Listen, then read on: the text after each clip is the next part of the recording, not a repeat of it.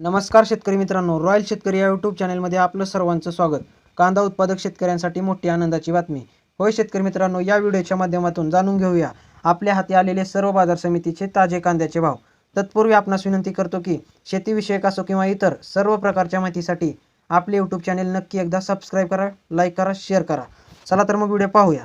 भारतीय कांद्यापेक्षा पाकिस्तान चीनच्या कांद्याला मागणी, केंद्राच्या अस्थिर धोरणाचा फटका, हॉर्टिकल्चर प्रोड्यूस एक्सपोर्ट्सचे निरीक्षण। केंद्र सरकारच्या अस्थिर धोरणामुळे कांदा निर्यातीवर विपरीत परिणाम झाला आहे। जागतिक बाजारपेठेत भारतीय कांद्याच्या तुलनेत पाकिस्तान आणि चीनच्या कांद्याला जास्त मागणी असल्याचे हॉर्टिकल्चर प्रोड्यूस एक्सपोर्ट्स असोसिएशन म्हटले आहे। जागतिक बाजारात पाकिस्तान कांदा प्रति टन $170 तर चीनचा नवीन कांदा $250 किमतीला उपलब्ध आहे, परंतु भारतीय कांद्याचा भाव मात्र $330 आहे।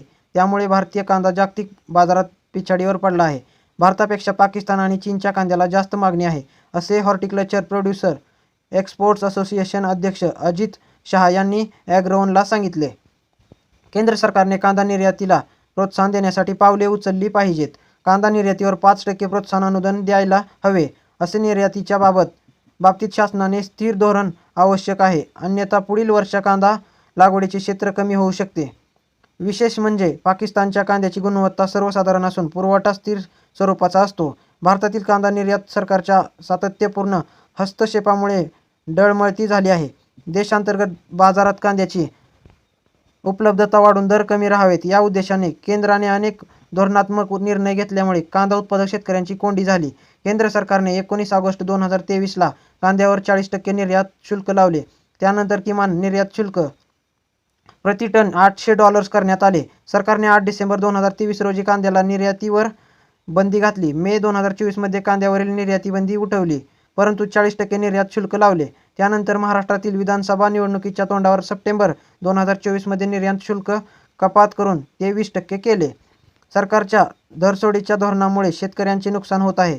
केंद्राने धोरणात्मक बदल केले नाहीत तर त्यांचा परिणाम आगामी काळात कांदा लागवडीच्या क्षेत्रावर होऊ शकतो, असा अंदाज या क्षेत्रातील तज्ज्ञांनी व्यक्त केला। आता पाहूया चालू घडीचे सर्व कांद्याचे भाव। राहता उन्हाळी कांदा जास्तीत जास्त $2000 दर मिळत आहे। त्यानंतर पारनेर उन्हाळी कांदा 5711 क्विंटलची आवक असून जास्तीत जास्त $2100 दर मिळत आहे। त्यानंतर मित्रांनो पिंपळगाव बसवंत सायखेडा उन्हाळी कांदा 4315 क्विंटलची आवक असून जास्तीत जास्त $2100 दर मिळत आहे। त्यानंतर मित्रांनो पिंपळगाव बसवंत उन्हाळी कांदा 1800 क्विंटलची आवक असून जास्तीत जास्त $2000 दर मिळत आहे।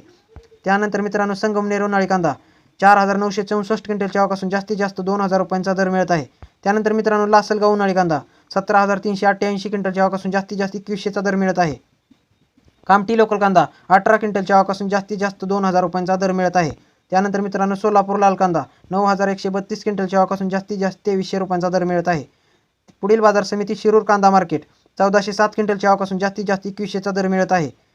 दौड केडगाव 2077 क्विंटलची आवक असून जास्तीत जास्त $2100 दर मिळत आहे। त्यानंतर मित्रांनो चंद्रपूर गंजवड 350 क्विंटलची आवक असून जास्तीत जास्त $2000 दर मिळत आहे। त्यानंतर मित्रांनो कोल्हापूर 2762 क्विंटलची आवक असून जास्तीत जास्त $2100 दर मिळत आहे। तर मित्रांनो हे झाले चालू घडीचे सर्व मार्केटचे कांद्याचे भाव। व्हिडिओ आवडल्यास लाईक, शेअर, सबस्क्राईब नक्की करा। धन्यवाद।